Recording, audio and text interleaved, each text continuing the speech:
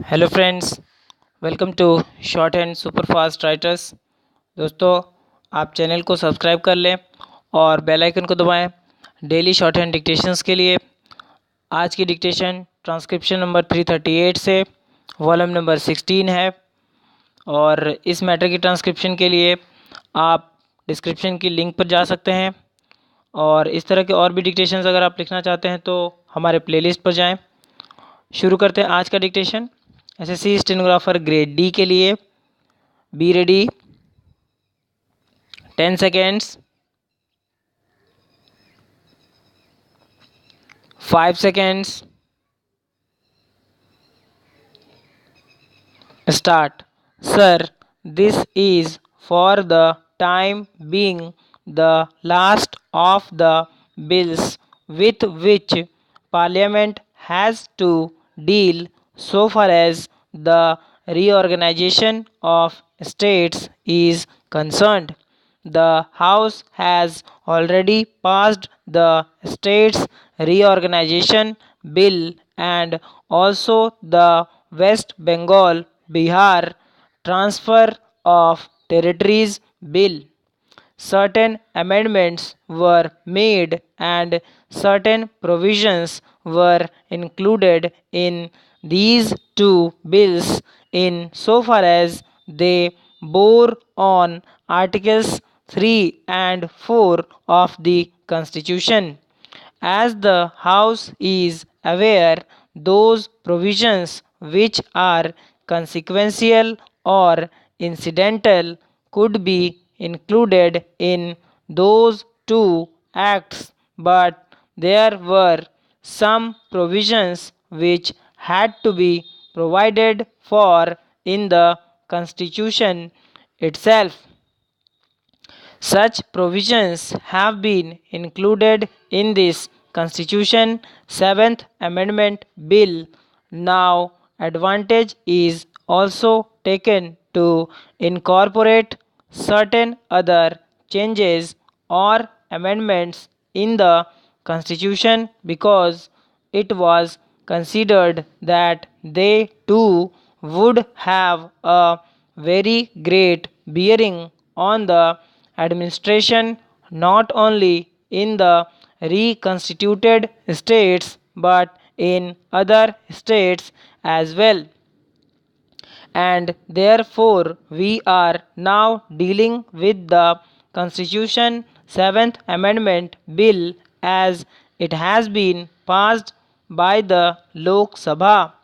Certain changes were effected therein after this matter had been considered by the Joint Select Committee, and now I shall very briefly point out to this House the broad features of the bill as it has emerged from the Lok Sabha.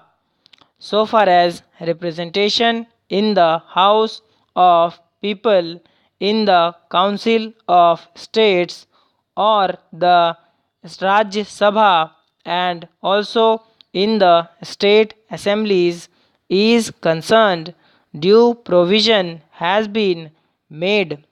So far as the Rajya Sabha is concerned, the figure was fixed at 220 as will be found from the bill.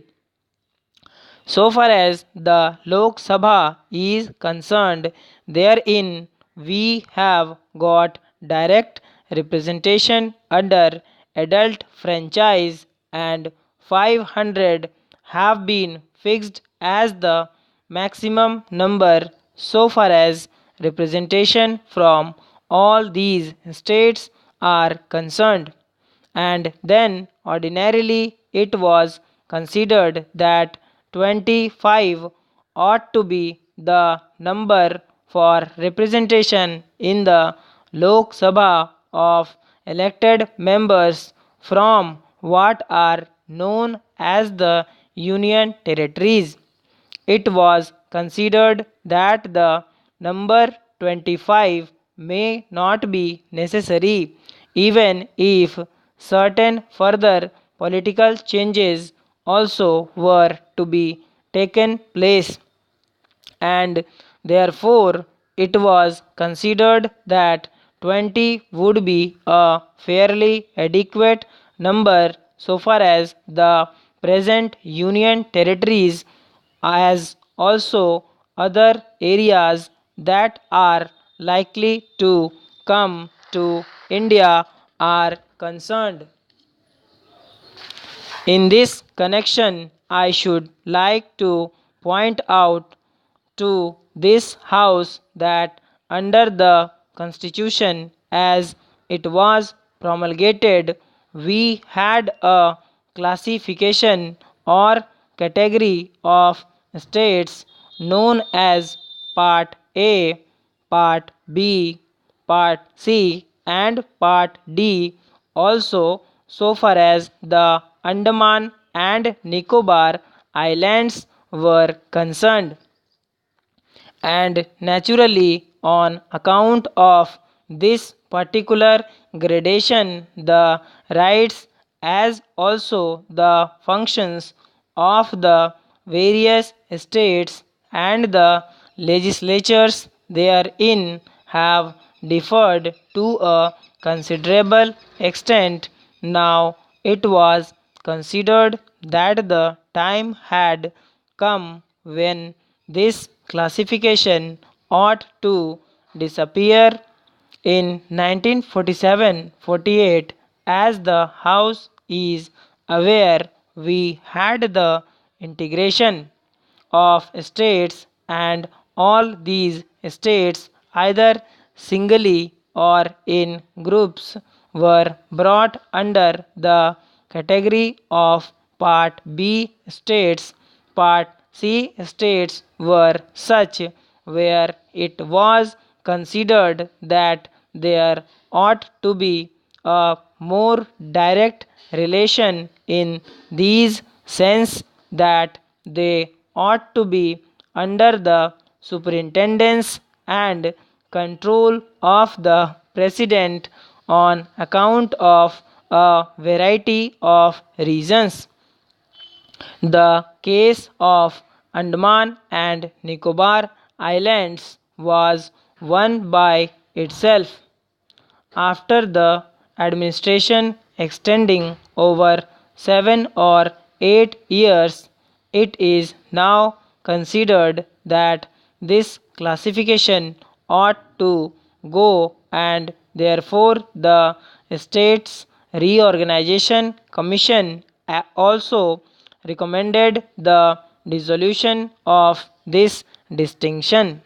Therefore, from now onwards, we shall have states of one category, and there would be 14 states.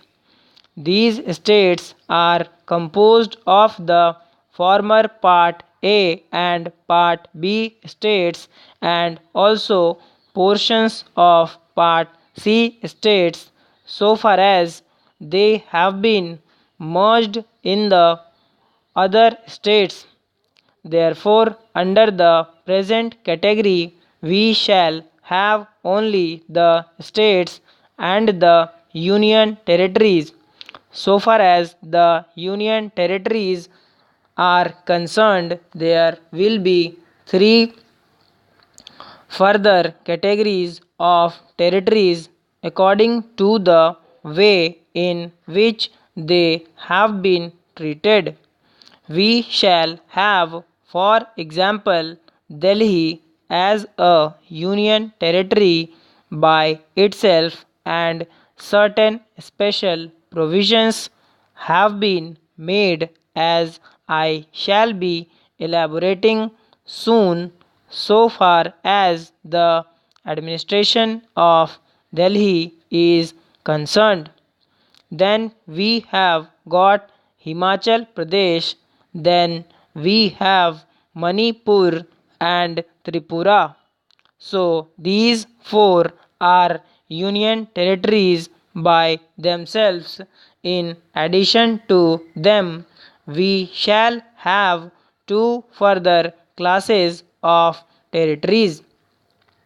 Therefore, So far as these three categories of territories are concerned, certain provisions have been made in the present Constitution 7th Amendment Bill. So thanks for watching. Do like, subscribe and share.